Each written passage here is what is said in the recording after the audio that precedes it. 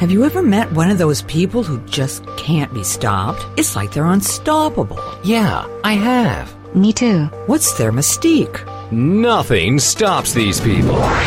Don't stop. Welcome to Mission Unstoppable with Coach Frankie Picasso. You're about to meet some of the most amazing people. Stop. Don't stop. They've accomplished their goals despite insurmountable odds. They beat adversity, physical hardship, and traumatic events, and emerged triumphantly. They're people just like you and me, and they're winners. Are you unstoppable? Here's Frankie to show you how. Well, hello there, and welcome to another Mission Unstoppable. I'm so glad that you were able to join us today. You know, today we are going on one of my favorite missions, one that includes social consciousness, activism, education, nonprofits, and of course, philanthropy. Brent Feinberg and Kim Normand are joining me today, and Brent is a best-selling South African author of the series Freeing Freddie TheDream Weaver, a book that encourages children to examine their own fears and dreams and goals for life. And aside from being a best-selling author, Brent is also an energy healer. He's an integrative healer and practitioner in consciousness-based healthcare. He began his training at the young age of 13, and he's now a triple Reiki Master, Body Talk Practitioner, yoga teacher, and well-known speaker. Now, Brent's passions lie in empowering children and youth to live healthy, fulfilled lives and to make positive changes in the world. That's a really beautiful goal. His mom, Kim, yes, she is an immensely talented co-author of Freeing Freddie's, A Guide to Realizing Your Dreams, the workbook, and Freeing Freddie's Ultimate Activity book. Kim is also the author of 3 other thought-provoking books, Raising Wisdom, Tomorrow, and A Mother's Legacy. Prominent in the nonprofit world for over 3 decades, Kim has been a part of many successful ventures and organizations, including Survivors of the Shoah Visual History Foundation, which was established by Steven Spielberg. She's also the founding director of the Apartheid Museum. She sits on the board of Human Rights Commission for Education. She was the founder and CEO of the Tolerance Foundation. She is a fellow of Ashoka, the world's leading network of social entrepreneurs. She's also studied at Harvard Kennedy School of International Studies. She is the founder and executive director of Tomorrow Trust, which supports orphaned and vulnerable children and youth with education. And she also appears frequently on TED Talks. Now, I have to say, it's hard to believe she's done all that because she looks like she's about 20 years old. But she is, and she has, and Brent has as well. And today they're talking to us from Atlanta, Georgia. So welcome, both of you. Thank you so much. Hi, Frankie. Thanks for having us on the show today. I am really excited to have you. And we are going to talk about your book, so don't worry. But this is Unstoppable, and I like to know how people got to become unstoppable and how they grew up. So let's start with Kim for a moment. Kim, what was your family life growing up? Where did you grow up? So I was born and raised in South Africa. Mm-hmm. Came from a very difficult childhood, very traumatic, a lot of death and dying and separation and everything. Oh, and I really believe that set the stage for all the work that I did in my adult life.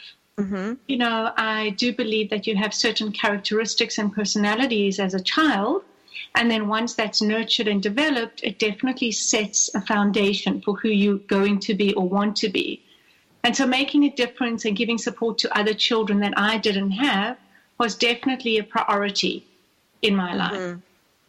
And it like justice and wanting an equality, that seems like things that are really important to you.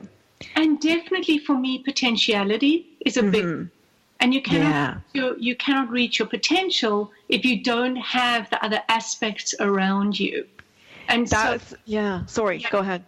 Reaching your potential is really a big one for me. And self-consciousness and self-awareness is the base of that. And that has always been very important to me. So my own self-growth is very important in order for me to be able to share more and do more in the world around us. So how old were you when you consciously thought, I'm going to change things? You know, it really was a journey for me. I was in the arts, so I did dancing and acting. I was on a scholarship at Lee Strasberg in LA for 3.5 years. Oh, wow. And then my life changed when I had my daughter, who's now 30. And when she was born, I decided I wanted to be more of a stay-at-home mom because I never had that growing up. And then, as you say, you know, man plans and God laughs. He had a plan. He had a totally different plan for me. And by the time Brent was born, and he's 27, my life had definitely taken on a different direction. The big milestone was Schindler's List for me. I walked out of there and I thought, this cannot be the world that I bring my children up into. Mm-hmm. And if I want the world to be a better place, I need to take responsibility and join and help make that a better place. And then one thing simply led to the other. It wasn't a long-term vision or goal. It was as I did one thing, the door opened and I walked through the next door and then the next door. And slowly but surely, you know, 27 years later, I've been involved in all of what you have just stated. It's amazing, all the things you've been involved with. And Brent, you know, what was it like for you to grow up with a mom who was so involved in helping others and changing the world, making it a better place? When did you become aware of what she did? I think in my early 20s, so not too long ago, I started realizing that my upbringing was quite different from my surrounding peers, being exposed to incredible people, having met men like Nelson Mandela and many apartheid activists that helped change South Africa to a place of more equality, and being exposed to Holocaust survivors, and just the thought process that we as people are all equal, equally beautiful and special, and that we all have a role to play in this world. It's a contributory society, and we can't be bystanders. We need to be active in creating the world that we want. And I saw this firsthand, and especially in my mom's latest project, the Tomorrow Trust, I always thought to myself, how can I get involved? What more can I do, both for the foundation and for my surrounding society as a whole? And out of that was born the book and the whole creation of With Love from Freddie and Freeing Freddie as we have it today. I love that. You know, Kim, our children are about the same ages, and you know, I see them get involved in activities where they volunteer in charities and different things like that. And I said, you know, like, why are you doing this? And they said, well, we saw you do it. And I think it really does help to be a model for your children. And you show that really well, Brent, in Freeing Freddie, I think. Before we get to Freeing Freddie, though, I want to talk about Tomorrow's Trust, because it is a phenomenal organization. And I was just so blown away. And I want people to go to www.tomorrow.org.za, because the video itself is like mind-blowing. What, you know, this holistic approach to education, to helping children from not just giving them, you know, the tools and the schooling, but the meals and the transportation and all the things that they need in order to be, and you know, the writing materials and maybe they don't have paper, you know, to become successful beyond what they even dream, because really they didn't even know what existed. So they had very limiting dreams until you open those, you know, their eyes and the doors for them. Phenomenal. Thank you, Frankie. And just to add to what you were saying about being a role model, you know, a few years ago, not so long ago, about 4 years ago, Brent turned around to me and he said, I want you to know I didn't listen to one thing you told me when I was growing up. and then he paused and he looked me in the eye and he said to me, aren't you pleased you lived it right? Yeah. Yeah. And it was probably the most profound thing that any child can tell a parent. And I looked at him back and I said, aren't you pleased I lived it right? Yeah. Because kids they're watching every little thing, the nonverbal, the verbal, the actions, everything that you do. Yep. And so it's so important in order to role model, as you say, even though I wasn't doing it for that specific reason. It's not conscious. But when parents do the right thing, children, they learn. Yes. You know, they learn from your kids. Right. Yeah, it's amazing. I think we have a responsibility as parents to do better ourselves each day, to learn more, because then you've got more to share and give. And that was, Tomorrow Trust as well. My children, both of them, Jade and Brent, have always been involved with everything that I've done. Mm-hmm. So as Brent says, they were meeting, activists, apartheid activists, whether it be Nelson Mandela or Steve Biko's son, Nkosinathi Biko, or Holocaust survivors or orphan and vulnerable children.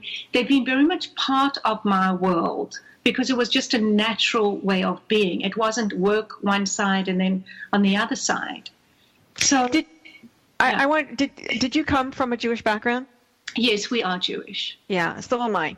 And so I think that, and I don't know what it was like in South Africa for the Jews. I'm sorry, I don't know. But, I know what it was like for the blacks, and I know what it was like for the blacks in America. I was about 14, 15. I think my parents, my dad got transferred to Louisville, Kentucky, and I attended high school the very first year of desegregation. So they bus load these poor, black kids into a very rich white neighborhood school, which I think I felt so sorry for these kids. But it was the first year, and I came from Canada, and I had no idea about racism. It didn't really exist here, but it sure did exist in the South. And we're going to go to a commercial break in less than a minute. But I guess I want to know what it was like for the Jews in South Africa. Is that one reason that you felt an affinity for apartheid to do something and to make changes, or did it have nothing to do with it? Who knows? I don't know. We can start for a second and see where we go. So, Frankie, your points are very appropriate. I was brought up in an apartheid South Africa, which my children didn't know. So I was brought up very much in the segregation side of it, where it was a law.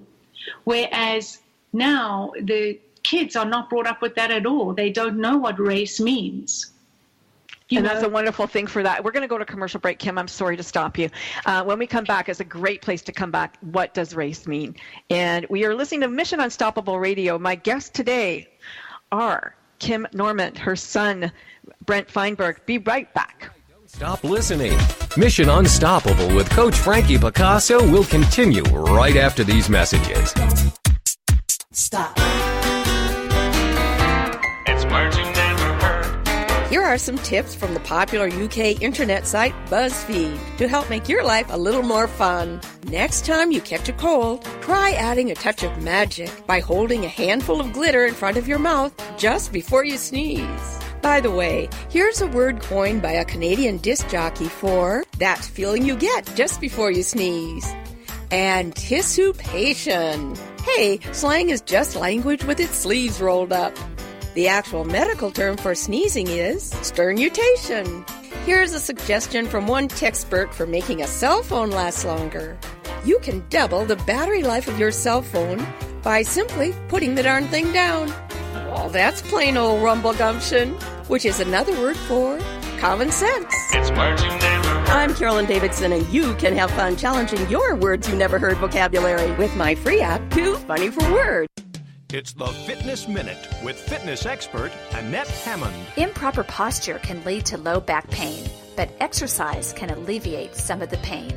Walking doesn't cause lumbar pain, but because you are doing repetitive motion, it can make it worse if your posture is incorrect. When you do not stand properly, the ligaments and tendons around your spine can become overworked and cause pain. Inflammation and arthritis surrounding those nerves can also cause pain in your lumbar area. Tight hamstrings and hip flexors can cause your posture to be distorted, and that can put pressure on your lower back. So be sure to keep those areas flexible with effective stretching. To alleviate low back pain, keep the muscles of your core strong. When you are walking, running, or doing any form of exercise, pull your belly button to your spine and keep your core muscles tight and engaged. I'm Annette Hammond. Like us on Facebook at Fitness Minute with Annette Hammond.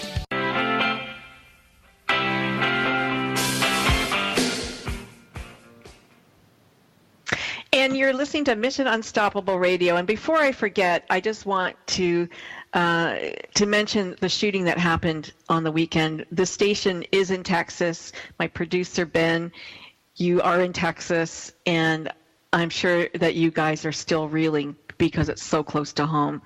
Give us a minute. Tell us, Ben, how was it feeling as a veteran?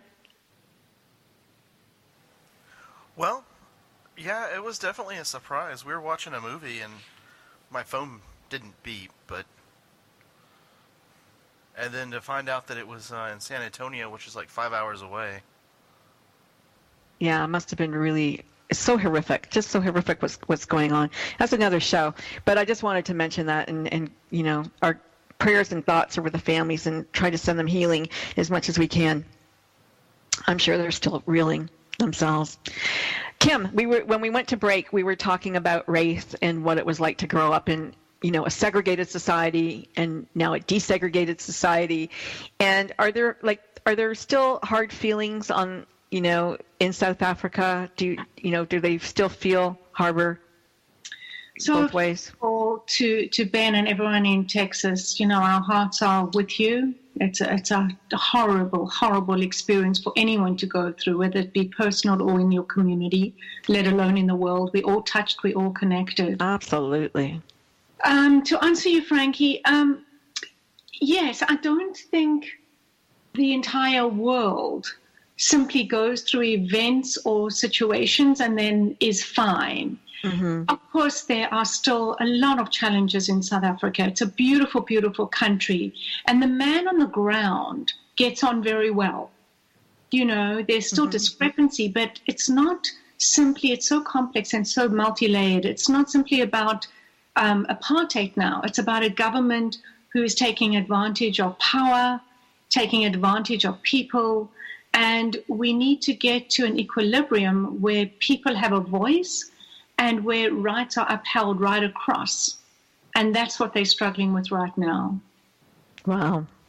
So you're in Atlanta, which, a very large Black community.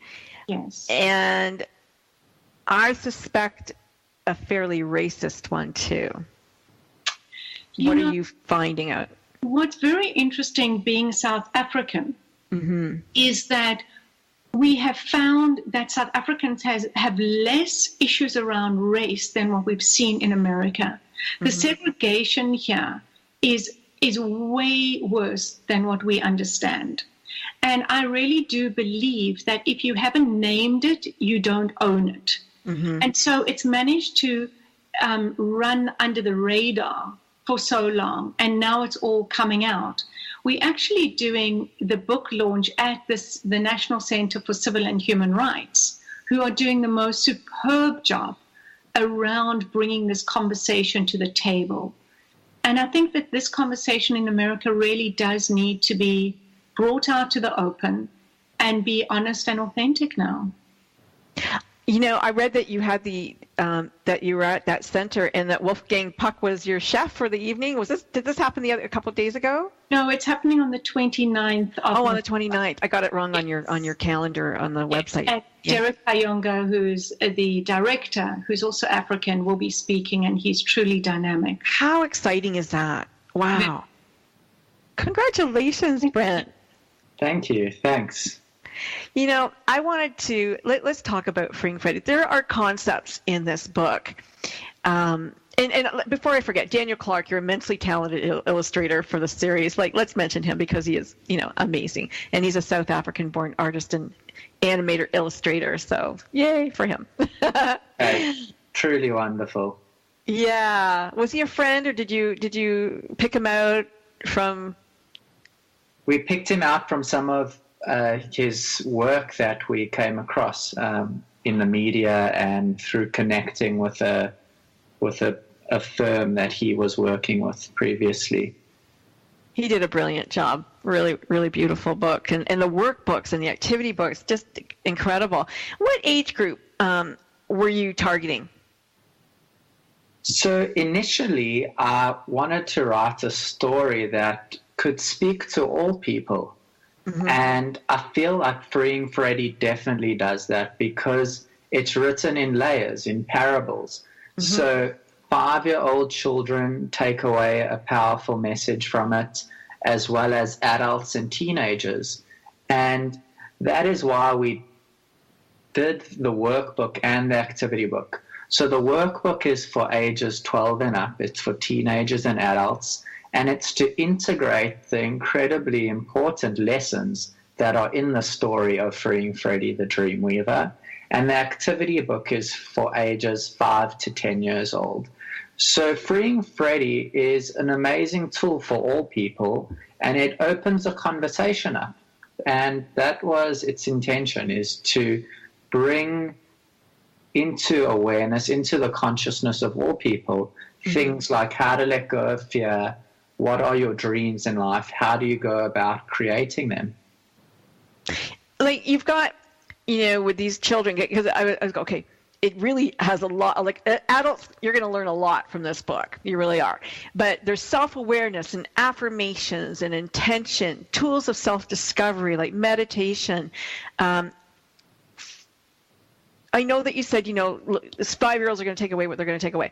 But were any of these concepts difficult for the children that you have met who've read the book, like younger children? Or when did they kind of go, oh, yeah, I get it?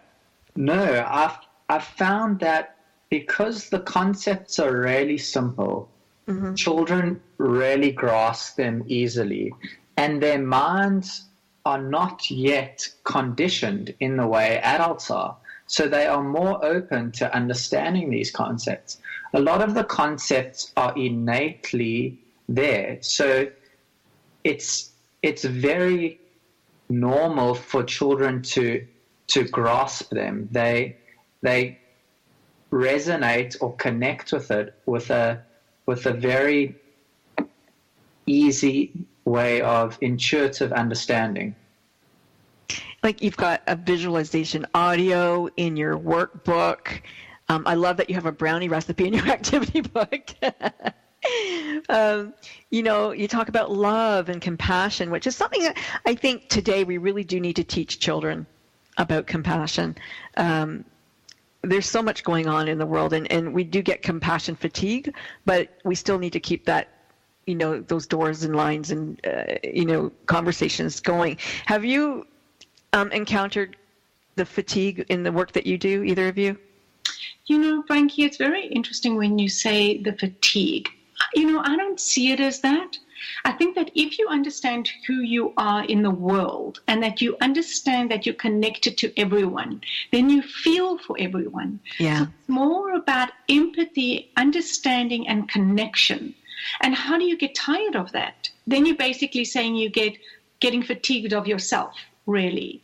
That's a good way to put it, Kim. It's a really good way to put it. Yeah, with one of my book launches, I had a very special man stand up and do the introduction. And he said, if a child in China is suffering, then so should you. Yeah. And the fact is that there is just so much that needs to be uplifted and brought light into the world. Brent says to me from his books, he always says, we've got to start people dreaming again. Mm-hmm. And that's what it's all. We should want everyone to have a wonderful life, because if they've got a wonderful life, then our life is better because they uplift the whole world that we actually live in. So, Brent, let me ask you, you're a child in a Syrian refugee camp. What would you say to them? Like, we all want to help them. These are children. They deserve a beautiful life. They deserve to have every advantage that every other child has. And their existence right now is horrific. And one of the guests that I've had on my show, she went at Christmas time. She we all helped raise money so she could go and take gifts, and she never did get to the camps. But they were sent to Egypt, and she met children over there who needed things, and so it all worked out great for her, and the gift giving at Christmas. But what can you say to these children? Well, I think we have to acknowledge, like you said, they are in an extremely difficult situation. And it's always good to keep hope and faith, because you never know when your situation is going to change. Mm-hmm. And with regards to this point, I'd like to address more the topic of what can people do to help them? What can people do to get involved? When people are sometimes in a dire straits situation, it's not about the message that you can give them, but more about what action can you do to uplift their lives?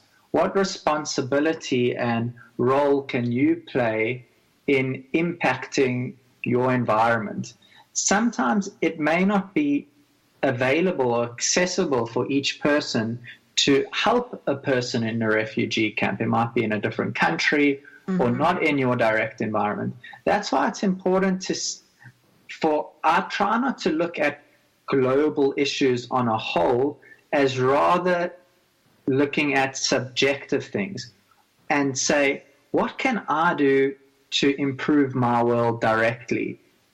It might be helping one person. If you do have the capability to affect and uplift a whole camp, yes, that is truly a wonderful gift that that individual possesses.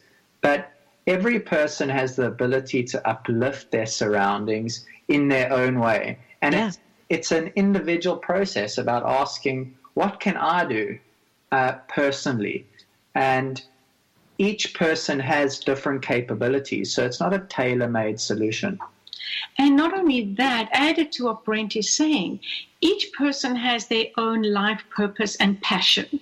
You know, so I've had so many people out of the corporate world come and say, oh, we love what you do. We want to do what you're doing. And I say to them, but you in the corporate world, I need you there because you help me with fundraising or with skills or whatever. So like Brent says, everyone has the ability to help the world be a better place. I love that. I love that. And we're going to go to a commercial break. Where are we at right now, Ben? I think about 30 seconds away. Yeah. Okay. But 30 seconds away to going to another commercial break. But while we are on break, please go visit withlovefromfreddie.com or www.kimnormandobrin.com. Go and visit these sites. Check them out while we're on our little commercial. Don't go anywhere. We want you to come right back. And when we do, think about also what you can do, what abilities you have to change the world. That's right. Don't stop listening. Mission Unstoppable with Coach Frankie Picasso will continue right after these messages. Stop. Secret Cuisines and Sacred Rituals is a quest, a place, and a feast. Join host Vilasi Venkatachalam every week to explore myths, mystique, old medicine, and brilliant modern solutions through a dazzling kaleidoscope of cuisines, cultures, and cures. This is the place where tribes gather, strangers and familiars, to be memory keepers and makers of our evolving, enduring, evergreen, spoken legacy of wisdom and ingenuity. In Velasi's words, when we do old things in new ways and new things in old ways, we paint with an inspired palette, weave our own healing traditions, and become our own guru. Vilasi is a troubadour of secret cuisines and sacred rituals. She collects stories of wisdom, ingenuity, and grit. She believes wellness and transformation happen when you stand at the threshold of delight and discovery. She displays her hidden penchant for drama when she leads the safari at the supper club. Her favorite pastime is to extol the marvels of cuisines, cultures, and cures. To her audience in workplaces, seminars, and salons, her mantra is, be your own guru. She is a biochemist, botanist, and alchemist who likes to churn delightful, useful things from a brew of art and science, ancient and evolving, old medicine, and new cures. Join Vilasi every Friday at 11 a.m. Eastern Standard Time, only here on the Woohoo Radio Network. It's the Fitness Minute with fitness expert Annette Hammond. Depression is very real and prevalent. It has been said that close to 20% of Americans are likely to suffer major depression at some time. The good news is that exercise helps ease depression and is one of the best ways to fight it. Working out releases endorphins and neurotransmitters that make you feel good. It reduces immune system chemicals that can worsen depression. Exercise also has many emotional and psychological benefits. Working out is a distraction that gets your mind off of negative thoughts and depressing feelings. By focusing on your workout, you can get out of that negative cycle and concentrate on your fitness. By accomplishing exercise goals, you can boost your self-confidence. Getting in shape can make you feel better about your appearance, and that helps too. If you are battling depression, you have even more of a reason to work out. Feeling good awaits you. For the Fitness Minute, I'm Annette Hammond.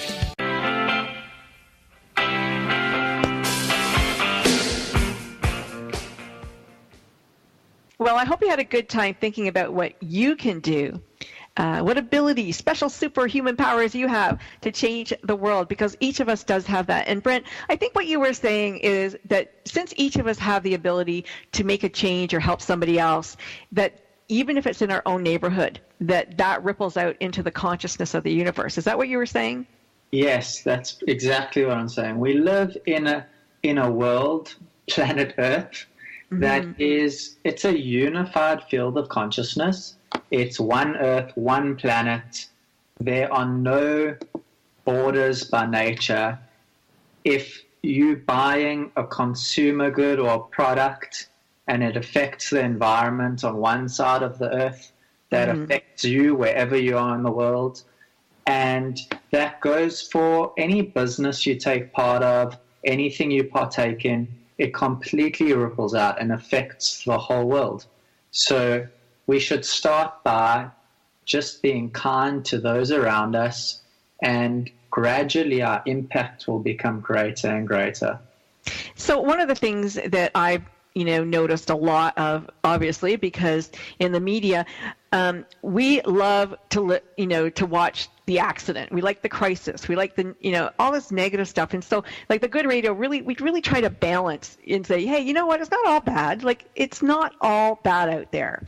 But books like Freddie, I think the Tomorrow Trust, you've gotten 50,000 books out to children right now. So let's talk about the impact that the books are having, the impact that Freddie is having on the world, in business, in the corporations, because you do events with corporations as well. Let's talk about, all of that. Who wants to start? So I'll start. Okay. Very interestingly, when Brent called me, he was actually doing his yoga teacher training in Bali. And he called me and he said, Mom, I've got a book for Tomorrow Trust. And the idea was that he wanted for Tomorrow Trust to actually make money off this book, which it has. Tomorrow Trust has made approximately 600,000 Rand donated back from sales of the books that Brent has given us the beautiful joy and vehicle to do. So that's how this whole started. And then when we saw the impact, not only of the story, but how people related to this from any age, that you could read this to an adult and all of a sudden their inner child would come out and they'd go, yes, I'm scared, I've got fear, and what are my dreams?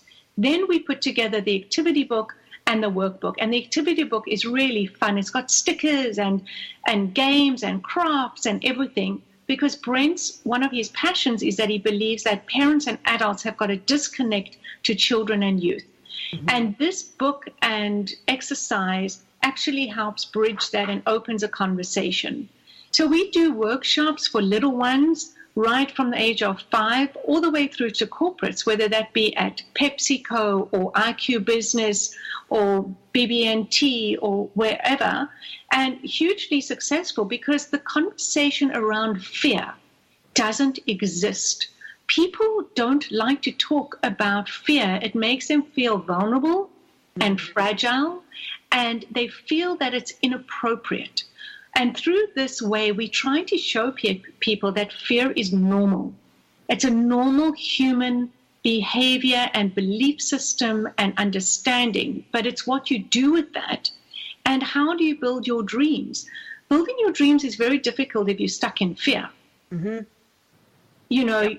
take a risk takes a lot of courage, and to live life in general takes a lot of courage and bravery. Life is not for the faint-hearted.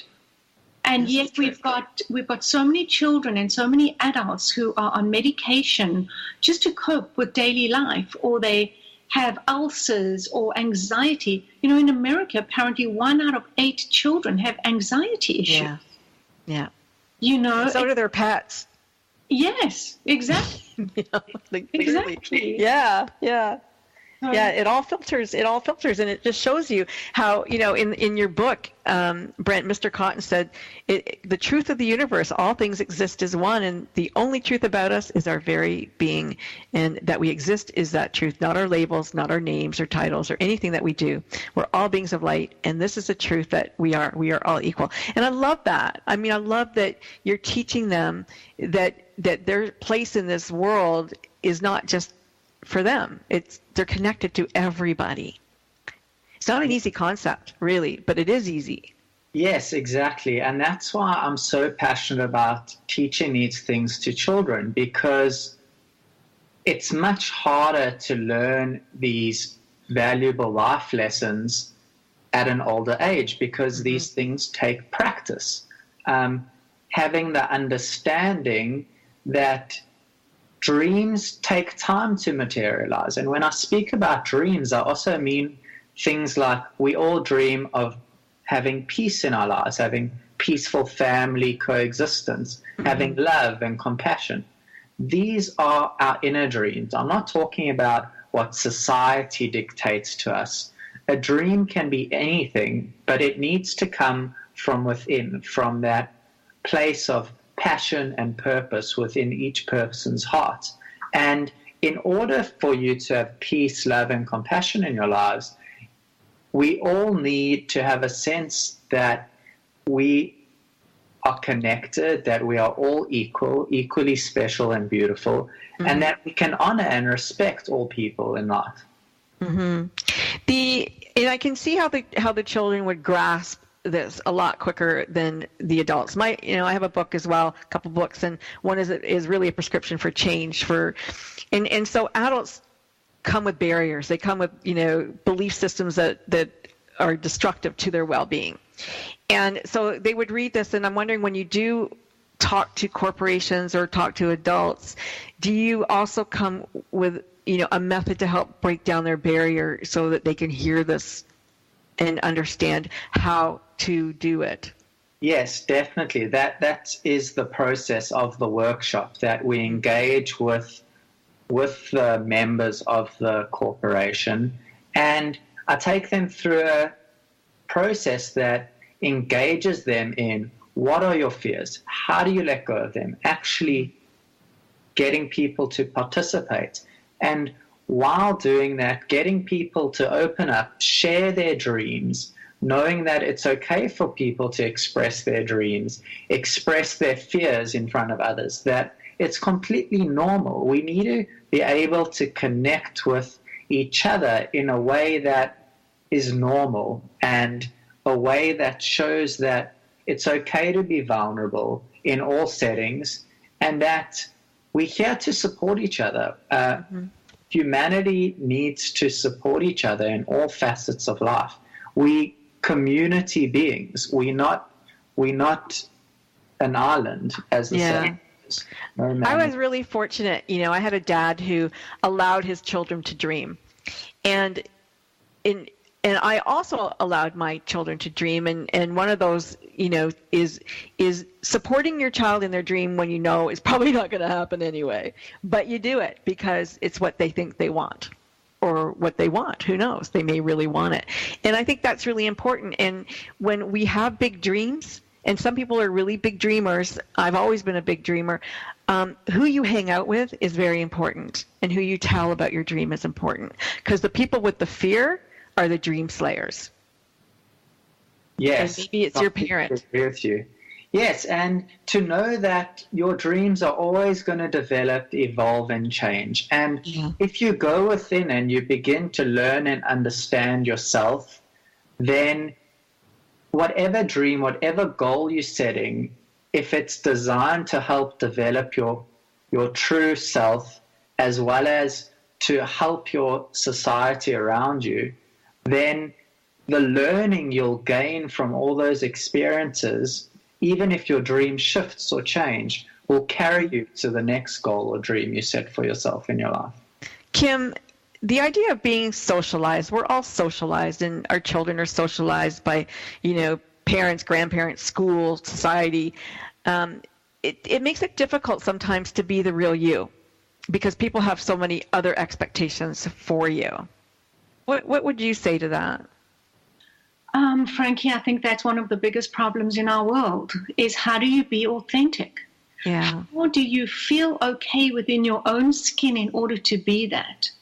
You know, you spoke about being Jewish, and culture comes in an enormous package in all of our lives, whether you be Jewish or Christian or whatever you may be. And Brent, for instance, by the time he chose to go into this realm of career, he had to stand up very strongly. And it was very hard for him because he was studying engineering and decided he actually just cannot do this anymore. It doesn't talk to his authentic self. And it took a lot of courage for him to leave university and change direction in career. And I think that's what it all is. How authentic do we bring up our children with permission to be who they are? That's the question, as well as ourselves. Yeah, a friend sent me a brilliant TED Talk yesterday because her daughter became her son. It was transgender and left her with this message, and how it was so difficult for her as a parent to allow this authenticity of her child. And yet it was so beautiful, the lesson in it.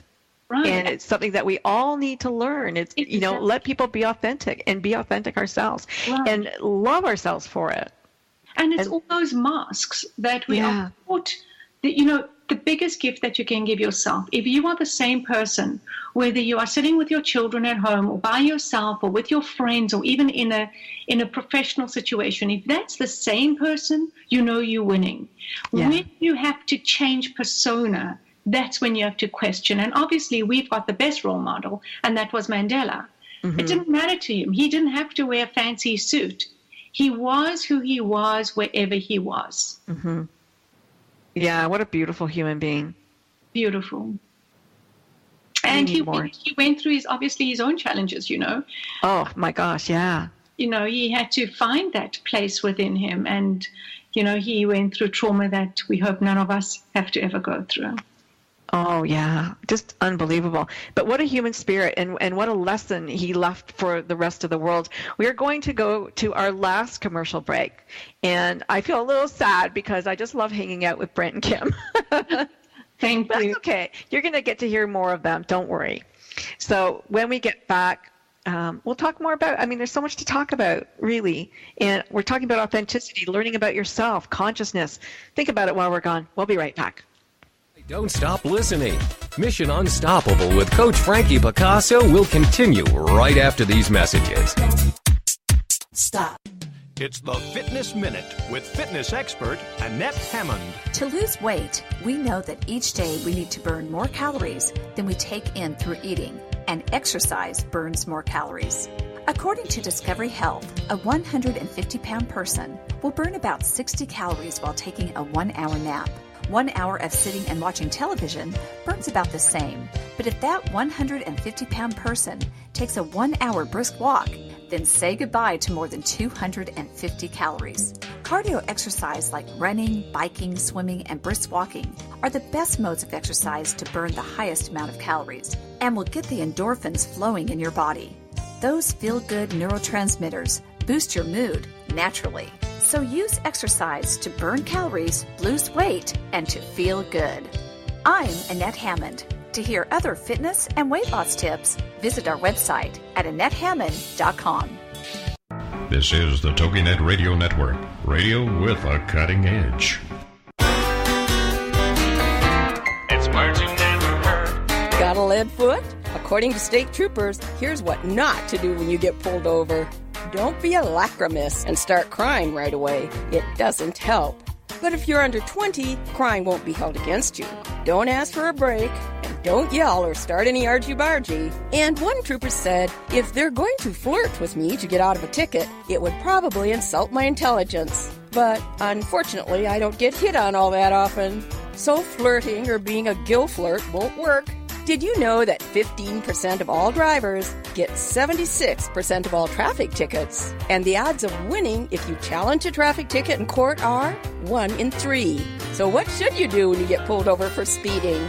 be courteous to the officer, and most of all, be honest. It's words you never heard. I'm Carolyn Davidson, and you can have fun challenging your words you never heard vocabulary with my free app, Too Funny for Words.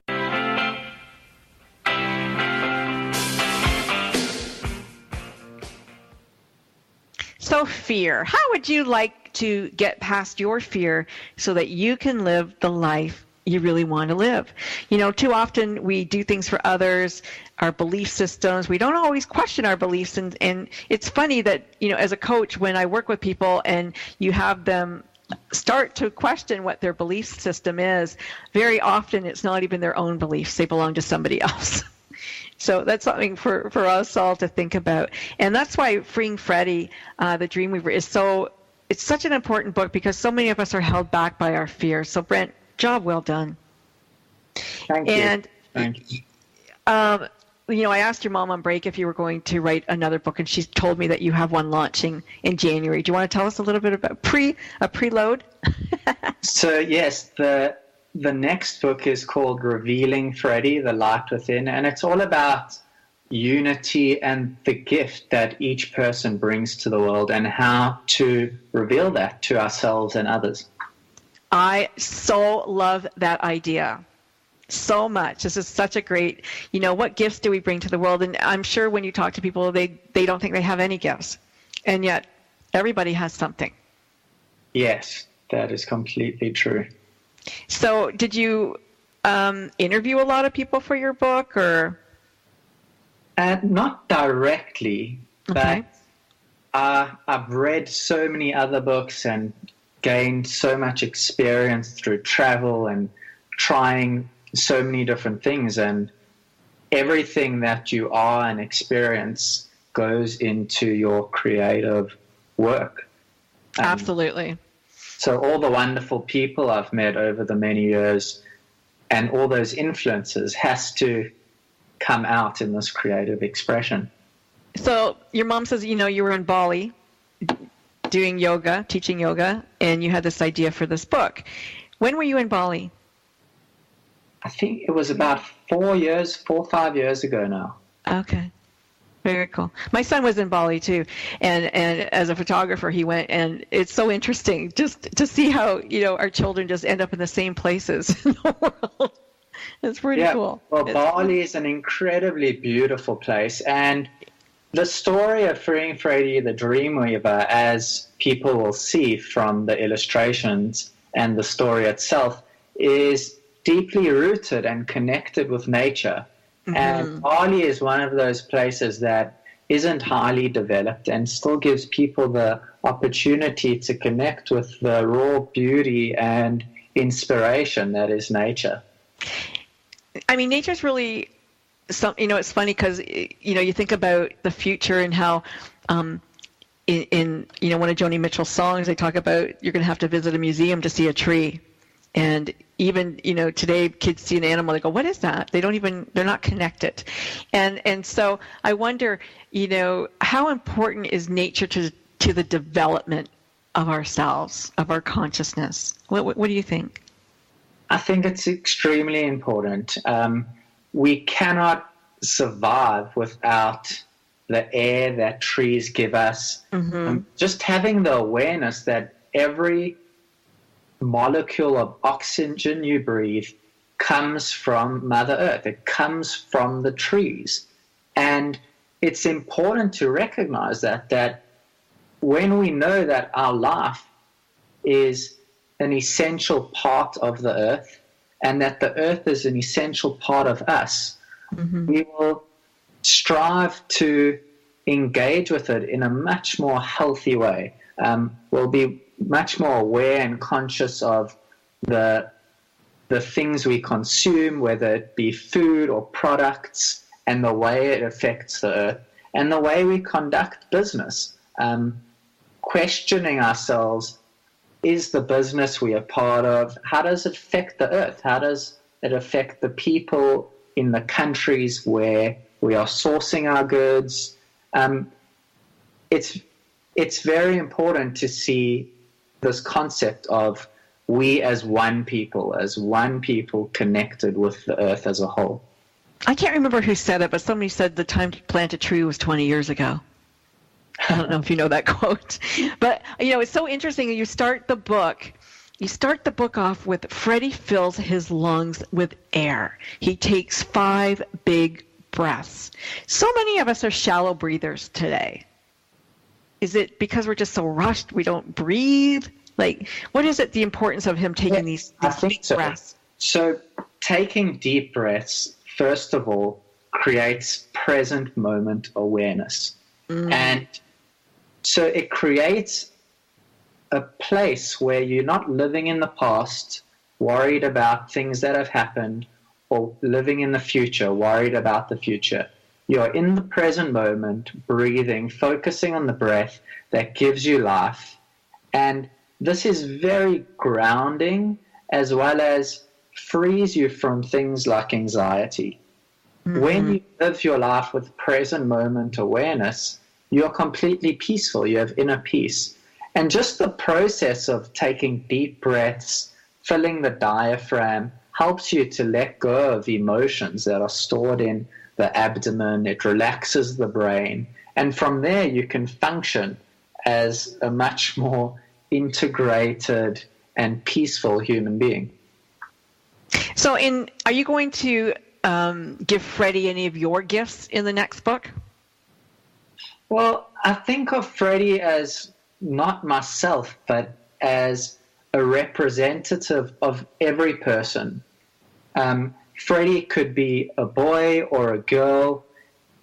Freddie represents humanity and is not particular me per se. Right. So, I don't think I'll ever engage with the character in that way. And in books to come, I'm definitely going to be incorporating female characters because I want people to learn that it's essential that we understand each other and our differences as men, women, boys, and girls on this earth plane. I like that Freddie was aware that the trees gave him oxygen. I like that. I like that he had some awareness and knowledge of his environment. Let's say he didn't know everything, but he knew that. And I'd love to see as an energy healer, you put some of that into one of your books so that children get to understand what that's all about. So, a lot of people don't understand energy and energy healing and how it can help you. Just give us a quick synopsis for those who don't know. Well, I think the big thing and most important for me was incorporating simple methods that help people in their lives through a story. And it's fun, it's engaging, and it's simple, like stepping back, taking 5 deep breaths. This fills you with life force, fills you with relaxation. Just engaging with nature, giving people the awareness that their source of life, their source of energy, comes from their natural surroundings. It comes from the trees. And this will give you joy. And when you have joy, you feel more passionate about life and you can engage with your community and your job more effectively. So these are the simple and effective principles I wanted to bring through to children and adults in Freeing Freddie the Dream Weaver. Okay, I just want to reiterate that we have a book called Freeing Freddie the Dream Weaver.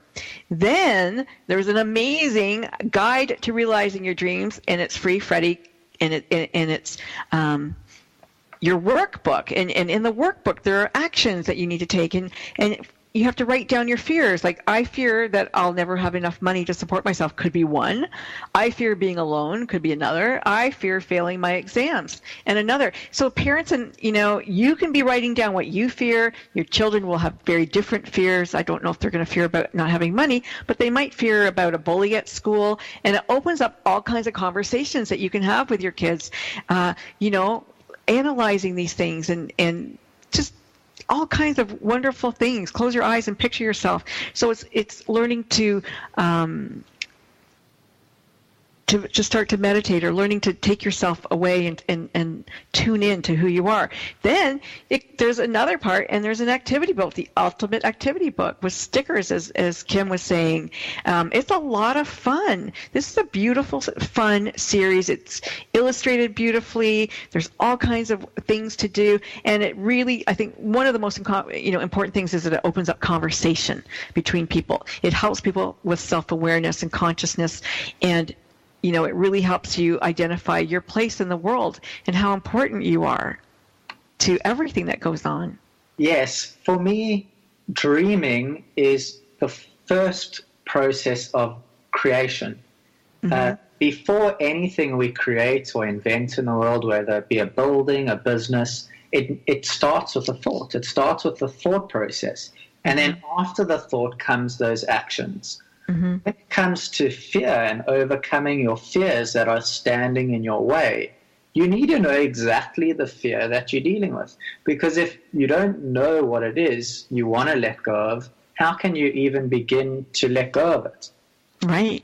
So this all comes down to being more aware of the self and more aware of the things that are in the way of your true self and the true freedom of your expression. And the books are available on Amazon, so people all over the world can get them. And we love engaging with our community and people that are reading the books. So if people can follow us on Instagram with Love from Freddie, as well as Facebook, just to see what we're doing. And hopefully we can inspire and answer any questions that people have if they want to connect with us. And some people say, they go, oh, we're giving proceeds to charity. But you guys really are giving proceeds, to Tomorrow Trust and to other organizations here in North America as well as South Africa. I think that's really important for us. It's what we stand for. It's who we are. So in Atlanta, we've already done 2 workshops at Atlanta Children's Hospital here. Nice. Which we just so love. From 5 years old to 18-year-olds, Brent went and did a reading there. We did crafts with them. We did all of that. So we are, when we say we're involved in community, we really are. And there's a page on our website, the With Love from Freddie website, that shows you our engagement in the community. And our Facebook page shows that constantly. And we, as Brent said, we love interaction. So please join our Facebook page, With Love from Freddie, and become our friend. And let's do this all together. We are out of time for the show. Kim, Brent, thank you so very much for being my guest today. I so loved meeting you two. And all of you, we will be back again next week. Ben, thanks for producing the show today. Take care, everybody. They didn't stop. Stories of people who, when the odds were against them, turned defeat into victory. You've been listening to Mission Unstoppable with Coach Frankie Picasso. See you next time, and always remember... Don't stop.